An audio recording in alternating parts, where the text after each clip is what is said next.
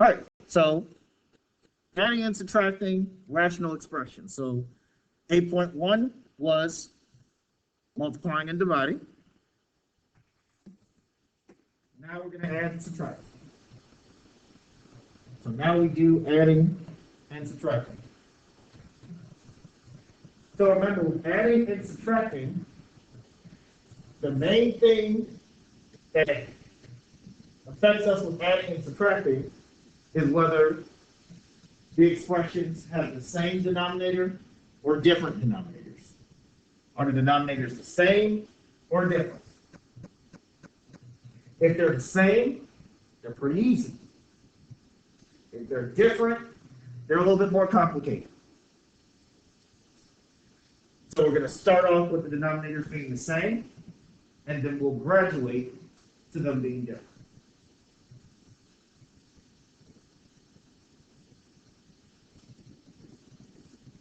So let's start with the same denominator.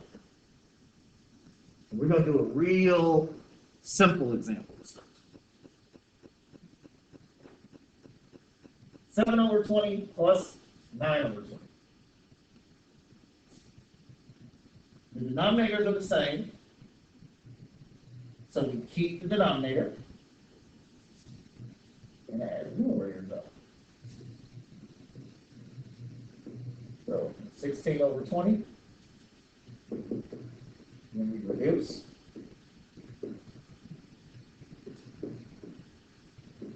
Four over 5. Good.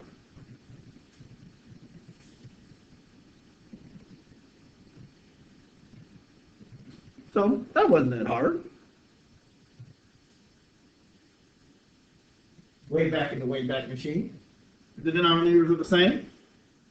Keep them. And keep it moving.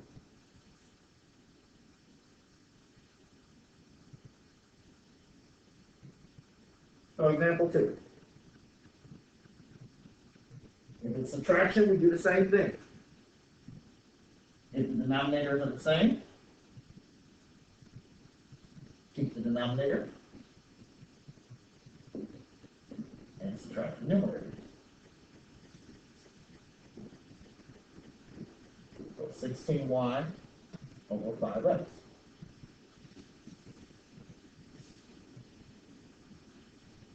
So you notice that you have something that can't be simplified. So then it just can't be simplified. That's okay. It's okay if it can't be simplified. As long as you did the mathematical work correctly, so what?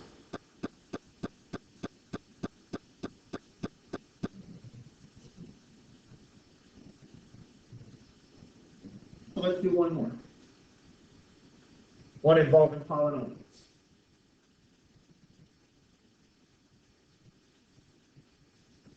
The denominators are still the same. Keep the denominator and add the numerator.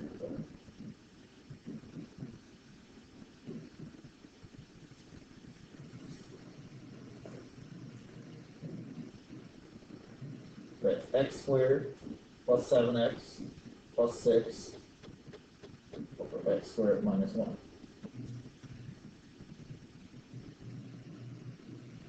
So, okay, we still got to simplify it. We still have to simplify this.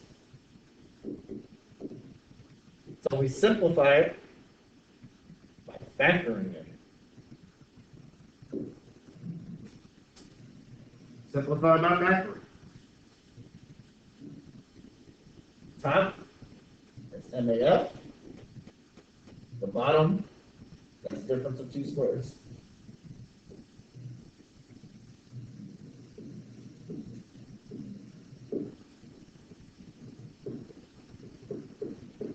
So we go to factoring. If you got to review factoring, you know what you need to do. X plus 1's drop out. X plus 6 over x minus 1.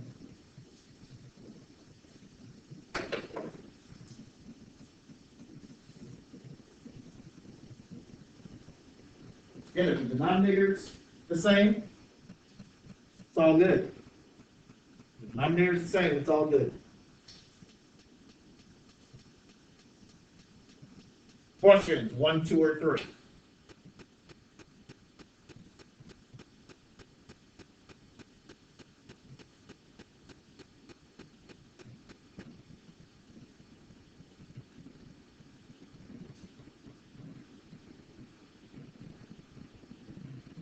Any questions 1, 2, or 3?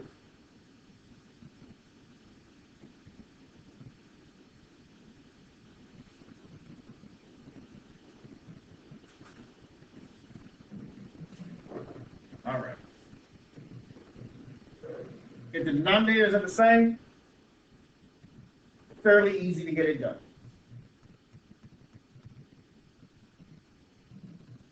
Now, when the denominators are different, that's when it becomes a little bit different.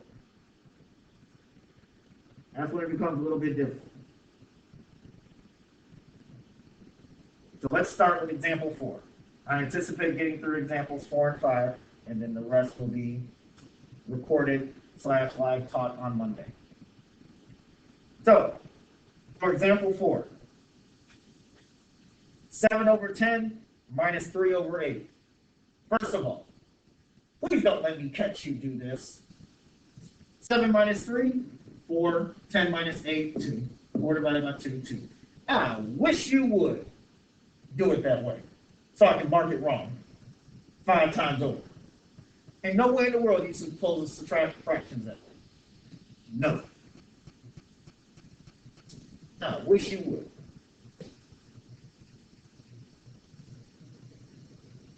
The denominators are not the same. So we need to find a number that they share, that they have in common. So what's a number that 10 and 8 could multiply up to? What's a number that they could multiply up to? Those have got to be the same denominator. What could I use? Okay, Yesenia says 40, so we don't use 40.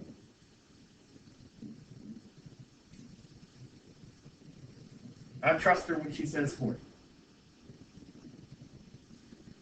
So if we're going to change the denominator, we must change the numerator as well. So to go from 10 to 40, you have to multiply times 4. That means you got to multiply the numerator times 4.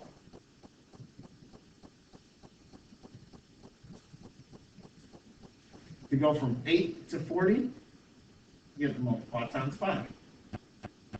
That means multiply the numerator as well.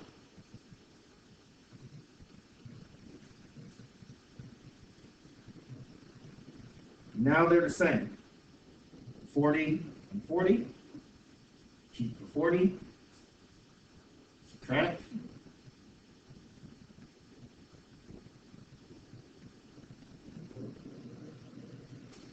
Finish.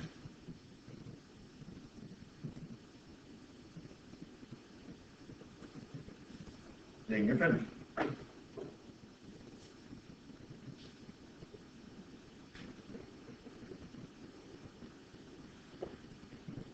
Any questions? Example 4.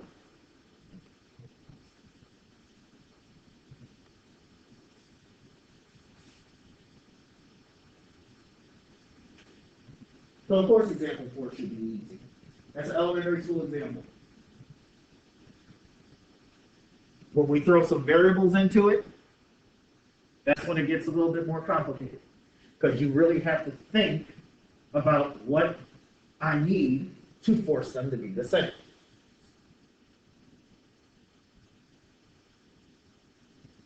So let's look at number 5.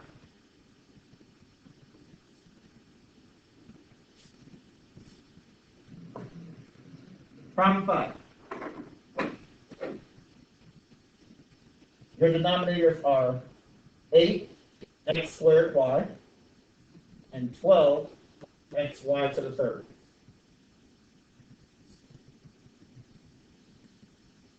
So, when you have a monomial,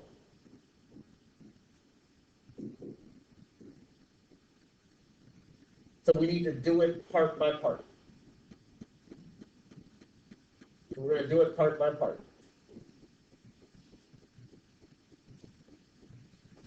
So let's start with the numbers. 8 and 12. We're going to force the denominators to be the same. So what is a number that 8 and 12 can multiply up to? 24.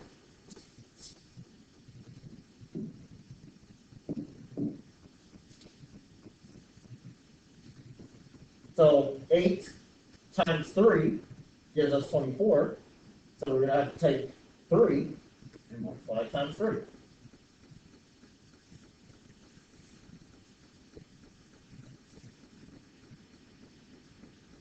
Go on the other side and do the same thing. 12 times 2 is 24. Multiply 5 times 2. 7.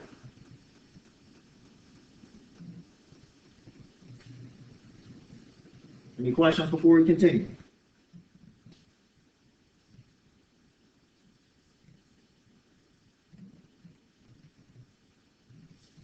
Numbers are the easy part.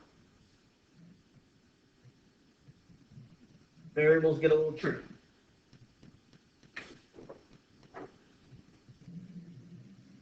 Let's start with x. So we have x squared, and we have x. Which side has more x's? X squared or x? Which one is more? X squared. So we're going to leave x squared alone. We're not going to touch x squared. We are going to touch x. What times x will give me x squared? X.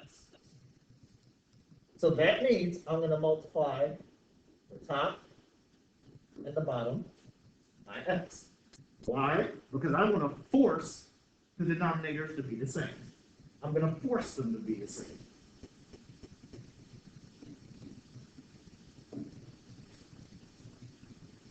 Sometimes you're just going to have to force them to work.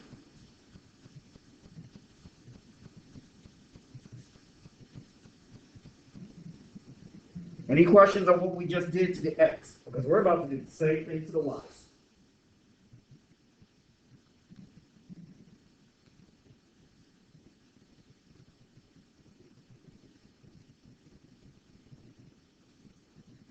To get common denominators, to get the same denominator, you're going to have to force the problem to work. Numbers, easy. Variables, a little bit more difficult.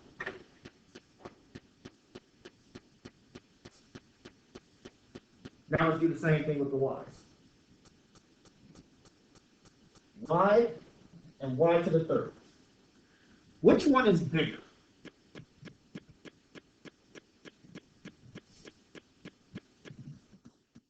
Y to the third is bigger. So we're going to leave y to the third alone. And we're going to change the y. What times y is going to give us y to the third? Squared. So we're going to multiply the top and the bottom times y squared.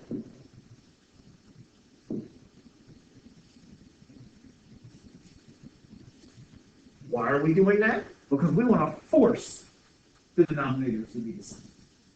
We're going to force them to work.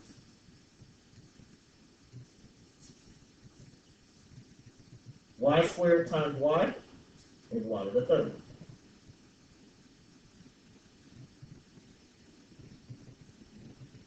Let's see, and then y squared just goes up to the top.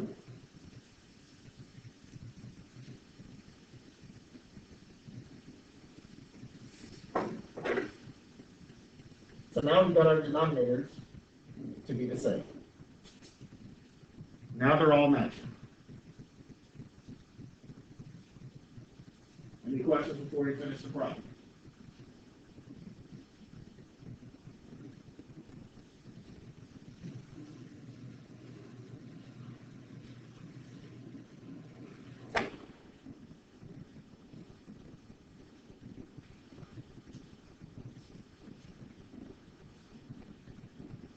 time to finish the problem.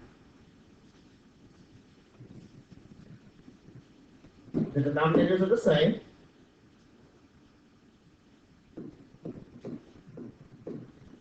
Keep the denominator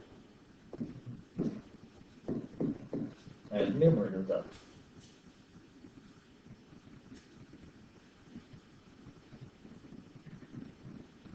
So there's nothing I can factor at the top. There's nothing I can do to the bottom. That's your final answer.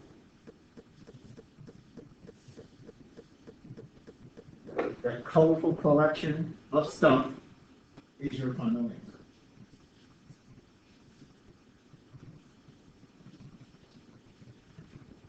The colorful collection of stuff is your final answer.